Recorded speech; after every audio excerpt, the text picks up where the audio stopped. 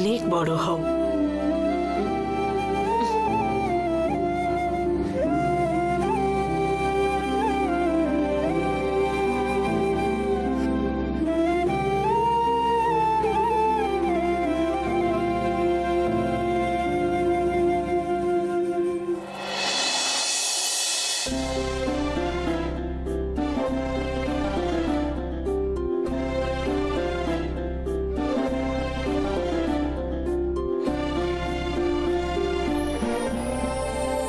আমার মন শান্ত হলো, তোমার জীবনও যেন শীতল হয়।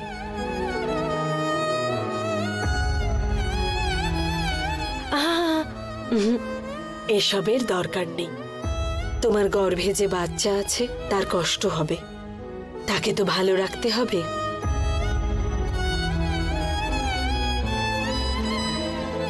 এবার আমি আসছি।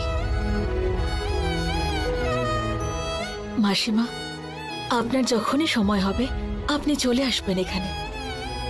কেন জানি না, আপনাকে দেখলেই আমি সত্যি মনে খুব শান্তি অনুভব করি।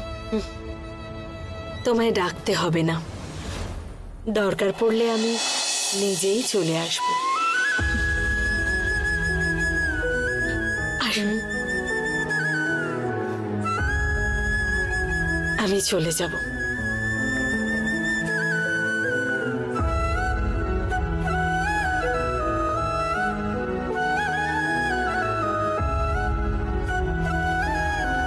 দিদি, প্রথম দিন ওনাকে দেখে আমি কত কি বলেছিলাম, আর এখন মনে হচ্ছে যেন আমি ঈশ্বরের সাক্ষাৎ দর্শন পেলাম। হ্যাঁ রূপা, সত্যি ওনার আমাদের বাড়িতে আসার কোনো না কোনো কারণ তো অবশ্যই আছে। দেবী মাই ওনাকে পাঠিয়েছেন এখানে মনে হচ্ছে আমার।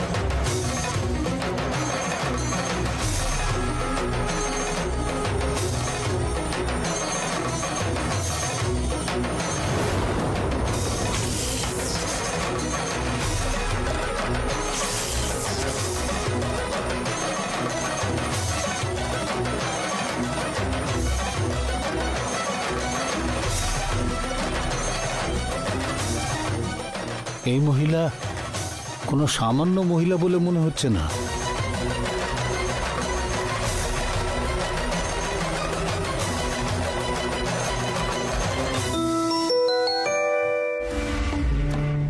বলো মামা। আদি, হ্যাঁ, ওই মহিলাটা কে জানতে পেরেছি রে। এত তাড়াতাড়ি খোঁজ নিয়ে নিয়েছো? কে ও? দেবী রে। সকাল সকাল খেয়ে আছো নাকি মামা? আদি, আমার চোখের সামনে চমৎকার দেখলাম রে। আমি এত বছরে কোনোদিন এই ধরনের আশ্চর্য জিনিস দেখিনি রে। আমার হাত পা কাঁপছে রে। আমি এই ঘটনা বিশ্বাস করতে পারছি না রে। আদি, সত্যি বলছি রে, আমার খুব ভয় করছে। আরে বাবা, আগে কি হয়েছে সেটা তো আমাকে বলো। তুই আমাকে ফলো করতে বললি তো, তারপর তোর কথা মতো আমি ওনাকে ফলো করছিলাম। গেট বন্ধ ছিল, গেট না খুলেই মহিলাটা চলে গেল।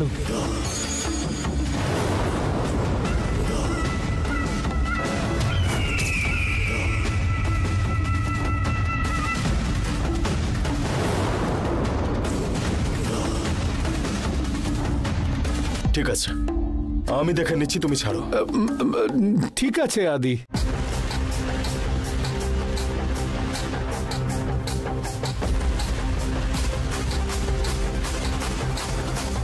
উনি কি দেবী নাকি অন্য কিছু?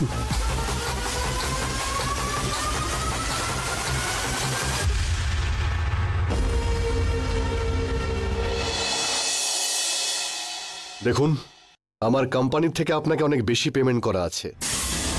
তারপরে যদি এরকম করেন, আমি লিগালি অ্যাকশন নিতে কিন্তু বাধ্য হব। পেমেন্টটা তাড়াতাড়ি পাঠিয়ে দিন। ওই এদিকে শুনে যা।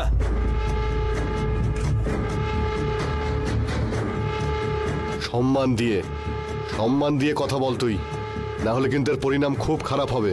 আমাকে কাজ থেকে বার করেছিস তুই। দুদিনের মধ্যে যদি আমাকে কোনো কাজ না দিস, তার পরিণাম কিন্তু খুব একটা ভালো হবে না। এই, তোর মতো আমি এরকম অনেককেই দেখেছি, এরকম অনেককেই আমি কোম্পানিতে কাজ দিয়েছি। তোর কি করার আছে তুই করে দেখা। তোকে তো আমি কিছু করব না। তোর বউ আছে না, একটা মেয়েও আছে। নরক কি জিনিস সেটা ওদেরকে দেখাবো। তুই তো 24 ঘন্টা ওদের সাথে থাকিস না, তোর তো বাইরে অনেক কাজ থাকে, আর আমার তো কোনো কাজই নেই। তাহলে দেখ আমি কি করতে পারি। ওর গলা কেটে দেবো আমি যদি 2 দিনের মধ্যে আমাকে আবার কাজে ফেরত না নিস। তার পরিণাম কিন্তু ভয়ানক হবে। এই, তোর যদি কিছু করার থাকে তো করে নে। চল যা, যা বলছি।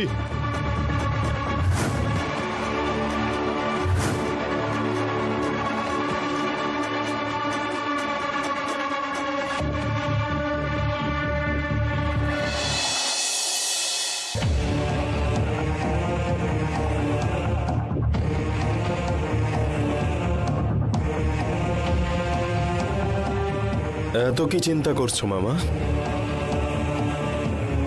তুই যা নিয়ে চিন্তা করছিস আমিও সেটা নিয়েই চিন্তা করছি। আসলে শিবানীর বিষয়ে এরপর কি করব সেটাই চিন্তা করছিলাম আমি, বুঝলে? না, যে সাপ লুডো খেলাটা তুই খেলছিস তাতে তুই শুধু সাপের মুখেই পড়ছিস। তুই যেসব প্ল্যান করছিস সব ভেস্তে যাচ্ছে। তুই একদম পারছিস না রে। শুধু কি শিবানীর শক্তি বেড়ে যাচ্ছে? সায়নের সাথেও এটাই হতো। সায়নও যেসব প্ল্যান করতো ও হেরে যেত।